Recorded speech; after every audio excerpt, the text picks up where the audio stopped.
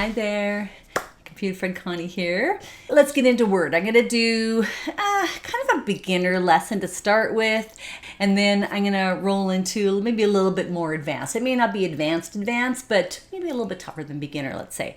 So to start with, I just have some stuff typed in here because I'm a really bad typer, so I thought I'd have that prepared for us. And I'm just going to show you a little trick with, say a sentence that you have and maybe you want to do something different with it.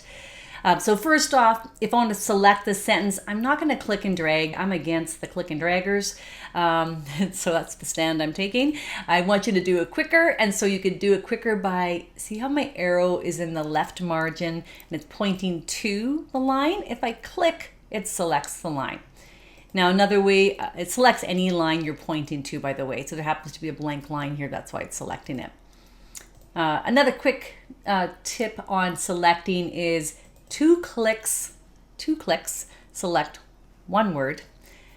3 clicks, so just keep clicking, selects a whole sentence.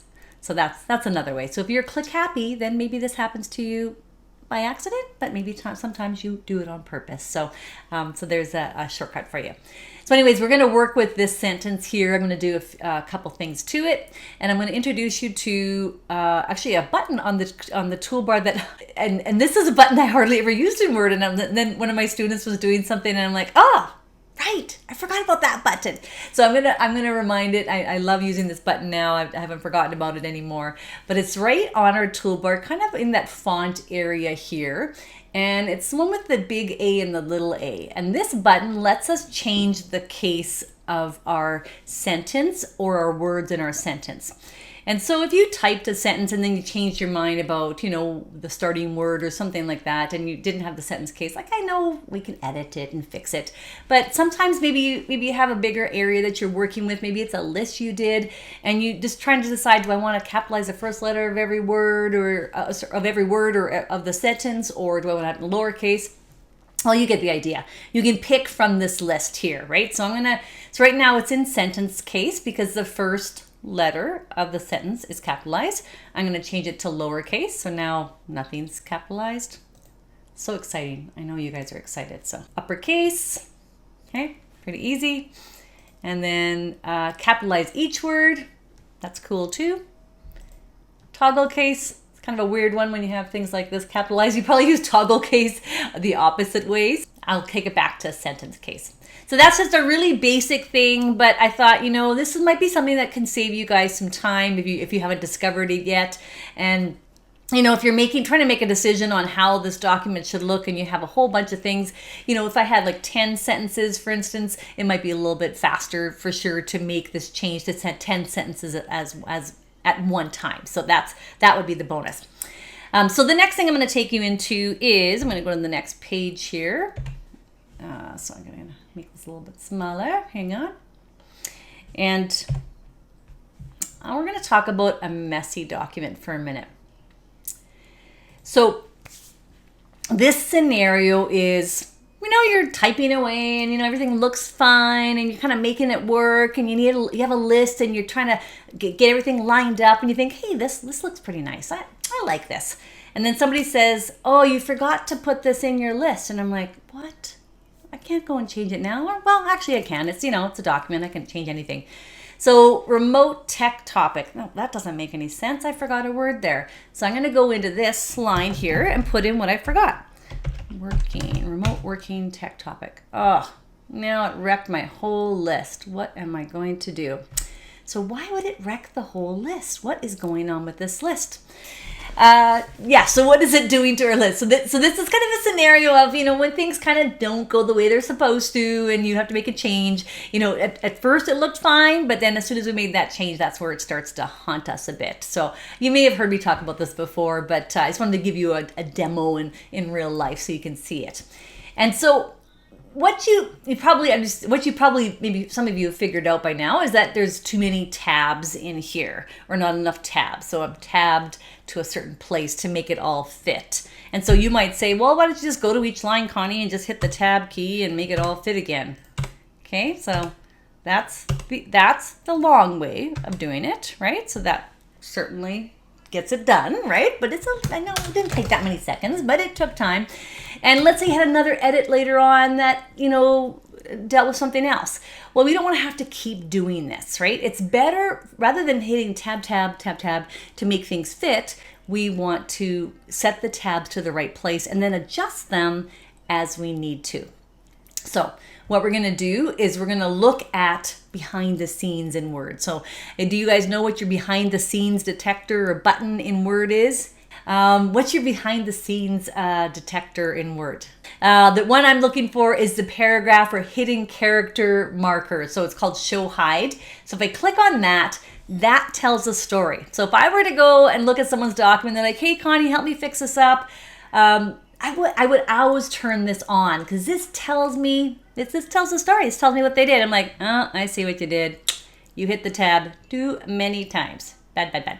So, and you have other things going on. Hey, what's this dot in front of the iPhone? I don't know if you guys noticed that, but it wasn't really lined up because there's an extra space in front of it. So these are the kinds of things you can see with that show hide indicator, and that's what we're gonna fix up.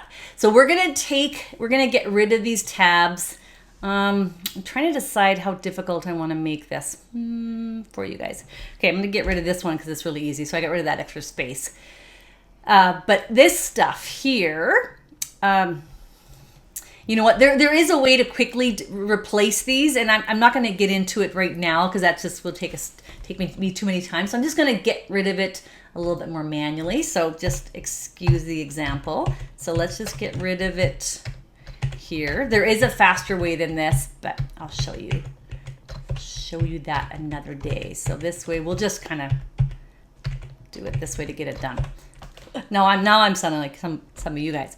But anyways, so now you're like, oh, Connie, you think that looks better? No, it does not look better. So how do I work with it? What I did is I got rid of all the extra tabs and I only need one tab. I want to separate one word from the other part of the list. So I want one tab between everything. So now I have to figure out, well, where should that tab stop? Right? So how do I make a new tab stop? So what we're going to do is select this whole area. Remember that little arrow guy on the left? I'm going to do it this way. So I'm kind of not clicking and dragging, but I'm using the arrow instead.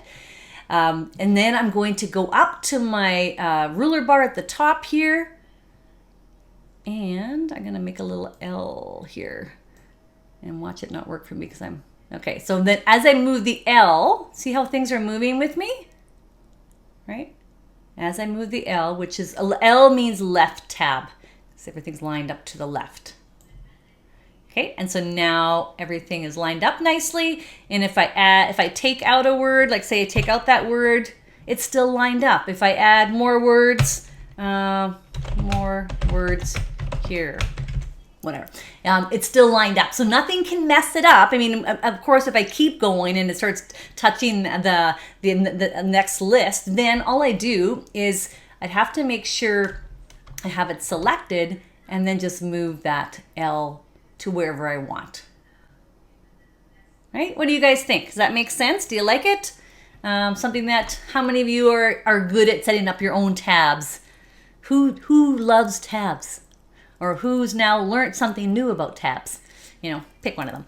All right, so that's one of the quick little lessons I wanted to show you. Another one I want to show you that I could have done with the tabs, but I'm going to do it with something else, and that's FB. So FB, I'm lazy. I didn't want to type the whole word, so I just typed in FB for Facebook. So this is my list of what I'm covering on my Facebook Lives this week. And now I want to put the whole word Facebook in there because I don't really like seeing the word FB. So what I'm going to do is I'm going to use the replace feature to say, hey, wherever you see FB, I want you to replace that with the word Facebook. And so I'm going to go up to my toolbar way over on the right side here. I have a find and I have a replace. I'm going to actually go to find and the arrow and just choose advanced find. This is just my method. I like this way of going better because it just gives me more options. It has some stuff in there because I had some stuff highlighted, so I'm going to delete what it says it's finding. And I'm going to go to the replace tab. So now I want to say, what am I finding and what am I replacing it with? So I'm going to find FB, which is my short form for Facebook, and I'm going to replace it with Facebook. And can you believe I always have to think whether the B is capitalized?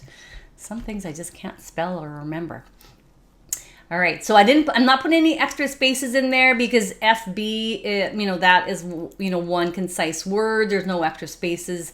There's a space on either side of it, but that's okay. It'll continue to be there when I do the replace.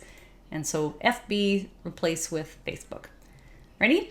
So let's hit replace all, and it says 7 were replaced. And if I go in here and I close it, you'll see that Facebook is showing up in place of FB.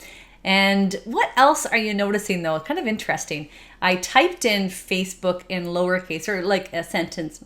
I capitalized the first letter of Facebook and lowercase the rest of it. But because FB was capitalized, I didn't tell it not to keep the new replacement capitalized or not. So it just assumed to keep the same case. So it made Facebook all capitalized. So this is good. This is really good because now I can go back to the other example I showed you earlier and I can just make this all look normal again with just capitalizing the first letter of every word, right? So where was that? So I'm going to go and I'm going to select. I'm going to do a different select this time. I'm going to click on the left here, and then I like shift click. So that's shift click to select that whole area. And that's my favorite selection shortcut. Okay, I want to get all of these so that Facebook doesn't have capitals. So I'm going to go back up to this guy here and just say capitalize each word. And now Facebook doesn't have capitalized, isn't all caps, and everything looks so much better. And now I don't like really looking at the show hide, all these little arrows and these other things, symbols all the time. So I turn that off. So when there's no problems happening, turn it off. When problems start to happen, you're like, what is going on? Then you turn that guy back on, tell it to show what's going on so you can get a deeper look at any issues. All right, I hope you enjoyed that. A couple of little tips on how to use Word more effectively. Have a good night. Bye-bye.